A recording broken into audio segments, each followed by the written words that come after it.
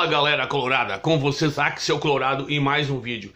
Peço para vocês na largada dar aquele like para dar uma força pro canal do Axel Colorado, tá bom pessoal? Bem, eu quero deixar com vocês aí um comentário de um amigo aí que entrou no meu canal e se manifestou aí sobre minha opinião sobre o Wanderson, tá? Ó, dá uma olhadinha aí no comentário dele, ó, tá bom?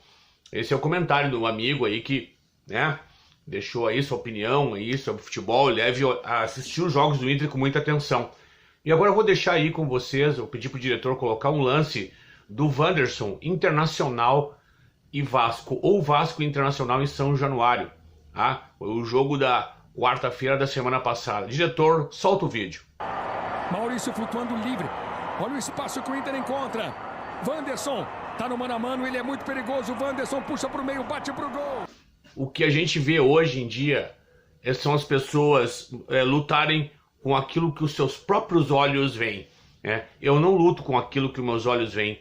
Eu procuro concordar com o que os meus olhos veem. Então, se eu tô assistindo um jogo de futebol e tem um jogador que não joga bem, que não joga nada, que erra passes, que não sabe chutar, que não produz nada, que de vez em quando faz um gol, que de vez em quando dá uma assistência, mas aí nós vivemos um tipo de uma letargia coletiva, onde as pessoas têm que ouvir de influencers, de ouvir de comentaristas, aquilo que os seus olhos veem, mas elas não querem concordar com o que os olhos veem. Elas querem concordar com o que as outras pessoas falam, né? Por isso que o Internacional hoje está passando por uma fase complicada, complexa, e parte da torcida também tem responsabilidade nisso, pois em vez de ter os olhos críticos para situações, não, ela prefere se esconder atrás de opiniões que sem fundamento nenhum e ir contra o que os seus próprios olhos veem, tá bom, pessoal? Final de ano melancólico para o Internacional. O Internacional agora vai ter que chegar aos 45 ou 46 pontos, né? É a nossa realidade, e buscar uma vaga na Sul-Americana, né? É um final de ano muito melancólico, e pior ainda, né, de que um final de ano melancólico. É um final de gestão horrível, né? 3 anos sem ganhar nada, 3 anos sem ganhar um gauchão, 3 anos com poucas vitórias em Grenais, 3 anos com eliminações para o Globo, eliminações para o Vitória, eliminações para o Caxias, eliminações para o Melgar.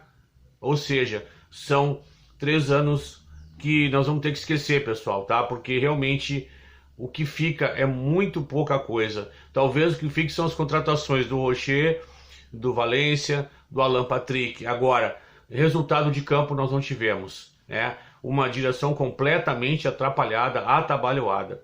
Sobre isso eu quero falar uma coisa. Se estabeleceu um grande debate, né? Aliás, não se estabeleceu, mas continua o debate sobre o Cudê ou não ficar no Internacional. Depois que aconteceu domingo, os abutres aí que não gostam do Cudê vieram com tudo, né?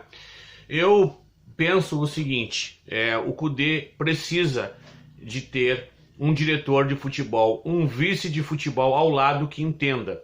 Infelizmente, de 20 anos para cá ou mais, o treinador de futebol, ele praticamente se tornou uma entidade onipotente no clube, onde ninguém pode encostar nele para dizer nada, né? E eu me lembro que na década de 70, ainda na década de 80, o Internacional teve grandes vices de futebol que encostavam no treinador para dizer, como o treinador é o empregado do clube, né, para cobrar o treinador. Mas hoje não, o treinador fecha treino, o treinador toma as decisões esdrúxulas e não é cobrado.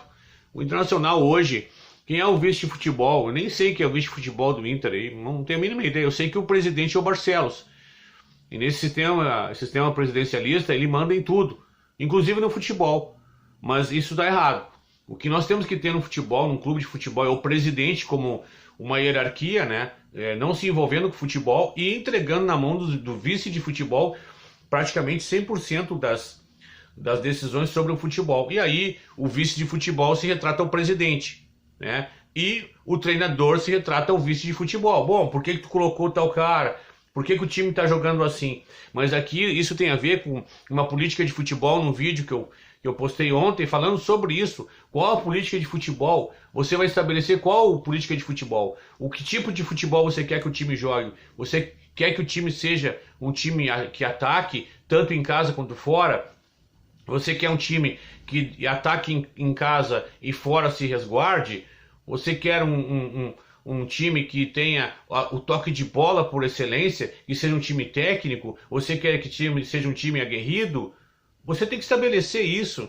Isso você tem que estabelecer antes. Você tem que ter uma ideia de futebol na cabeça. Você, como presidente nacional, tem que ter essa ideia de futebol e convidar as pessoas que vão fazer parte da sua equipe que pensem a mesma ideia que você. Então você convida um vice-futebol que compartilhe as mesmas ideias, que tem uma capacidade de cobrar um treinador, aí depois você estabelece o treinador, né, com sua equipe, preparação física, que eu acho que tem que ser do clube, tá? E a base? E a base internacional que está morta? E a base? Aí, bom, estabelecemos o tipo de futebol tal. A base vai seguir a mesma, os jogadores da base, o treinador da base vai ter a mesma mentalidade dos profissionais, vai ter o mesmo esquema que os profissionais vão usar, porque se precisar de alguém da base, o cara já pensa ele, já está dentro do esquema para entrar no time profissional. Entende? Entende o que eu estou querendo dizer? Tudo isso faz parte de uma política, de uma mentalidade de futebol. Na hora que você vai contratar um jogador, saber se esse cara conhece a história do Inter, se ele está interessado em vir jogar aqui, se ele realmente quer vestir a camisa do Internacional e fazer uma história no clube, qual é a personalidade desse jogador. Ele é um cara que aceita tudo, ele é um inconformado, ele vai querer chegar aqui e fazer o Inter ganhar um título depois de tantos anos sem ganhar nada. Tudo isso tem que ser colocado. Foi o que o Fernando Carvalho fez lá atrás e fez muito bem. Fez muito bem o Fernando Carvalho, quando contratou o Fernandão. Fernandão que foi um ponto fora da curva na história do Internacional. Como lá atrás, quando foi contratado o Figueroa, o Inter saiu de um patamar e foi para outro com a contratação do Figueroa. Mas havia uma política de futebol, havia um pensamento de futebol. E eu não vejo isso. Essa gestão eu vejo assim, ao sabor do vento. Vamos indo e vamos pegando esse treinador, não deu certo, pega outro. Né? O Mano Menezes foi praticamente uma imposição pelo que o momento apresentava. Né? E no momento foi uma boa solução. Né? Mas é como eu digo, tem que saber por que ganha e por que perde. E aí o que aconteceu? Nós ficamos com o Mano para o ano de 2023 e foi uma catástrofe. Teria que ter coragem de ter mudado o treinador lá. É a minha opinião. É a minha opinião. Eu sempre uso o exemplo do São Paulo em 2005. São Paulo em 2005, classificado da fase de grupo da Libertadores, o treinador era o Emerson Leão. Aí a diretoria do São Paulo achou que o São Paulo não estava jogando bem e foi lá e mudou o treinador. Demitiu o Leão e contratou o Paulo Autuori e foi campeão da Libertadores e campeão do mundo. Então, essas coisas o Internacional tem que ter. Eu vou falar um pouquinho do jogo agora, né? Do melancólico jogo aí contra o América, né? E a preocupação, porque esse América, né, é um time que está no último lugar no Campeonato Brasileiro e o Inter gosta de ressuscitar os times, né? Então a preocupação é os desfalques, né? O Vitão expulso, né? Vai voltar ao mercado, ele deve colocar o Igor Gomes no lugar do Vitão, né? Mantendo a zaga e o mercado no lado esquerdo. E a preocupação terrível é que o nosso amigo René está com uma lesão, vai ficar 4 semanas fora, vai até o final do campeonato praticamente, né? E o reserva imediato é o Dalbert, né? É uma situação terrível que o Internacional enfrenta.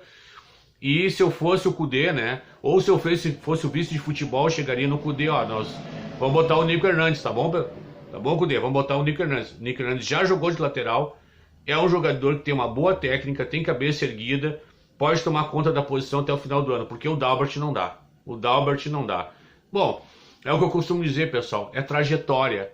É trajetória. O cara tem 30 anos, não jogou em parte nenhuma, né? Consta que jogou na Inter de Milão, mas teria que fazer o scout, ver se ele realmente jogou, se ficou só no grupo, né? Então não dá. Nico Hernandes, lateral esquerda, e é isso aí, né?